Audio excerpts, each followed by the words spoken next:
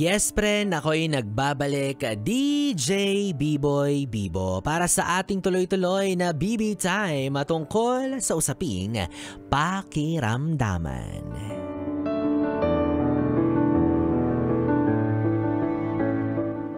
Ikaw ba, yes, friend, naranasan mo na bang malagay sa isang sitwasyon kung saan ay nakikiramdam ka lang, di ba? Observe lang, tamang pa-cute lang, pa-demure lang, di ba? Taimtim na naghihintay sa isang taong pinapanalangin mong magkagusto rin sa'yo, di ba? Tahimik mong dinadama kung magpo-first move ba siya, pues hindi. Charot.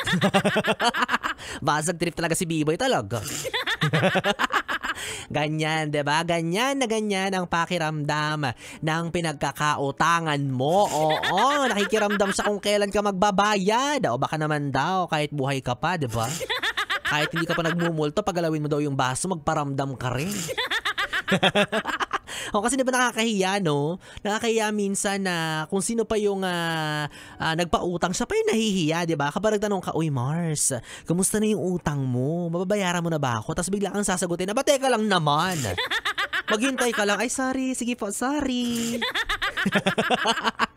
Kumbaga dati, diba, nakakahiyang mangutang, ngayon nakakahiya na magpautang. Diba? Dati ang kinakatakutan natin, yung mga nangungutang, pero parang mas nakakatakot na yung mga magpapautang. Diba? Ang gulo-gulo na, balibaliktad na ang mundo. Well, anyways mga yes friend, going back to our topic, usaping pakiramdaman.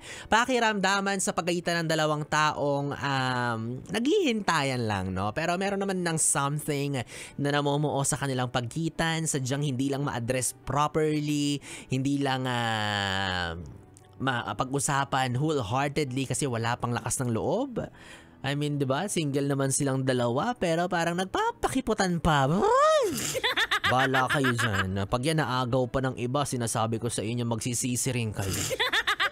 Diba? So pag-usapan naman natin yung tungkol sa inyo ng bebe mo, diba? Bebe mo na nakakamabutihan mo pero walang may lakas ng loob para magtanong kung ano ba ang meron sa inyo. I mean, wala namang nagmamadali, diba? Ramdam nyo naman na you guys are taking it smoothly, diba? Dahan-dahan lang, sabi nga ni Maha Salvador.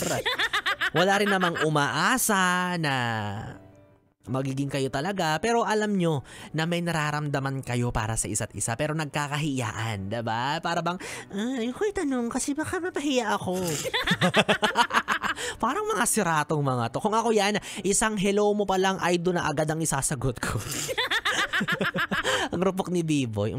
Pero kung iisipin, no, wala naman din masama sa setup na meron sila, diba? It's just so cute lang, diba? Isipin mo dalawang tao na naghihintayan, diba? Nagkakapaan.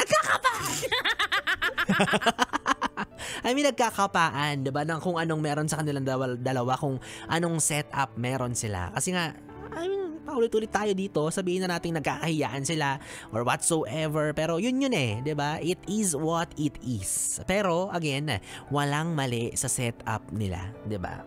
Walang mali sa kung anong meron kayo ngayon. Okay lang 'yan, 'di ba? Take everything easy. Smooth lang, walang nagmamadali, chill lang. Kumbaga, hinahayaan niyo yung takbo ng tadhana kung saan kayo dadalhin, 'di ba? Hinahayaan niyo yung proseso, hinahayaan yung mas lumalim pa yung pagtingin ninyo sa isa't isa. Diba? Parang bahala na. Kung tayo talaga. Pero syempre, hindi naman pwedeng habang buhay kayong ganyan. Like, hello, ano na? Parang 10 years na kayo nagkakapaan. 10 years na kayo nagpapakiramdaman, diba? Saan kayo darating yan? Saan kayo pupunta yan? So, kailangan talaga, no, na may isa sa inyo ang talaga nga namang maglakas loob at maging desidido para aminin at isettle kung ano yung meron sa inyong dalawa. Diba? Magsabi at magtapat talaga ng totoong saloobin. Kasi kung ganyan pa rin kayo ng ganyan na hanggang dulo, naglolokohan na lang kayo. Oy! Itigil nyo na yan. Sinasayang nyo ang pagkakataon at ang oras na makahanap kayo ng talagang magiging jowa ninyo. Diba? Yung talagang masasabi nyong inyo. Sarili ninyong syota, jowa na magiging asawa habang buhay. Diba? So, kapag ganyan pa rin kayo ng ganyan until the end, Ang masasabi ko lang, para kayong sumakay sa kotseng puno ng gasolina pero hindi nyo alam kung saan kayo pupunta, 'di ba? Kaya go, side mo na to. Ito na ang go signal mo. Wala nang stoplight ba, naka-green na, go na para sabihin sa kanya ang totoo or else again, sabi ko nga sa'yo, aagawin niya ni Biboy Bibo. O hindi naman kaya iba ang aagaw dyan, 'di ba? Sabi nga sa mundong punong-puno ng babaeng marilag, merong mga nagmamatsyag na mga babaeng, alam mo na, dalagitang mapang-agaw, ganyan. Mapanulot, kaya ikaw rin, bala ka sa buhay mo. So, go na ha, kung merong namamagitan sa inyong dalawa, hindi ko kayo pinipressure, bahala kayong dalawa, take everything smoothly, pero sana magkaroon kayo ng goal, 'di ba? Isa yan sa maging pakiramdaman ninyo kung saan kayo pupunta, 'di ba? At kung kailan kayo aamin sa isa't isa. Para, 'di ba? Tuloy niyo nang matikman ang isa't isa. Hindi, matikman yung pag-ibig ng isa't isa. 'Di ba? Mas masarap 'yon, yung malaya niyo nagagawa yung mga bagay na ginagawa ng magjowa o hindi naman kaya malaya yung naipapahayag yung nararamdaman nyo sa isa't isa. 'Di ba? Kasi nga malinaw at klaro na sa inyo na kayong dalawa talaga. Yun, 'di ba? At eto na nga mga yes friend, sasabihin ko na rin ang totoo, lakasan mo na ang volume ng radyo mo dahil lalakasan ko na rin ang loob ko dahil ito na ang inaantay mo, ang anunsyo natin kung sino nga ba ang mapalad na manalo para sa ating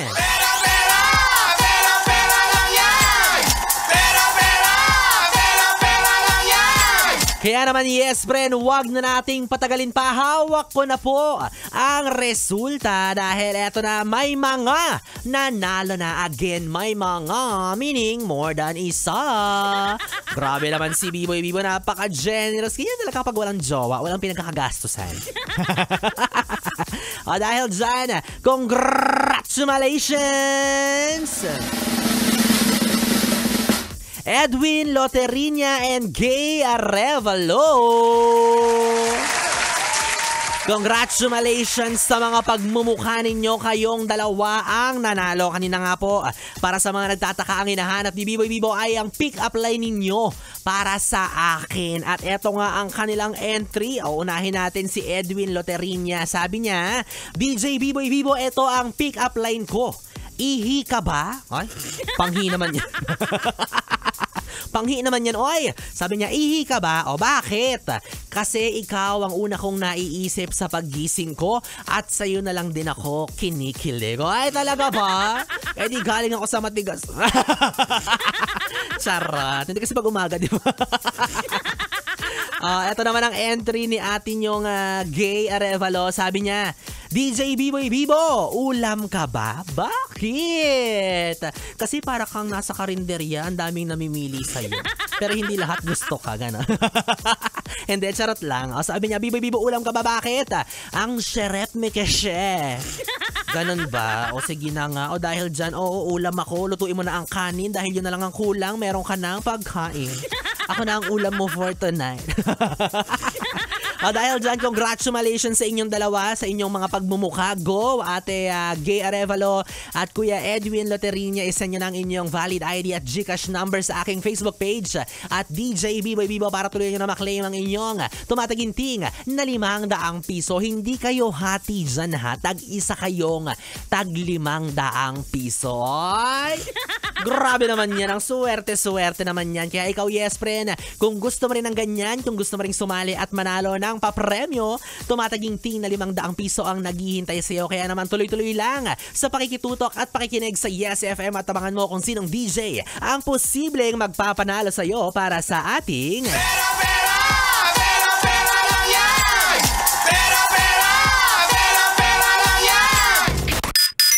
Yes friend, 3 oras na BB time ang ating pinagsamahan. Nakapiling niyo po ang BB niyo sa radyo, DJ Biboy Bibo, ang DJ na single, ready to mingle, basta walang label. Magkasama at magkarinigan po tayong muli bukas sa parehong oras, dito pa rin at dito ka lang sa istasyong No Problem, ang 101.1 Yes FM. Solid! Good day, BB! Mwah, mwah.